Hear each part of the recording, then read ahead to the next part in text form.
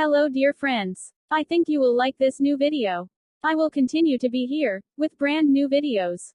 Best regards.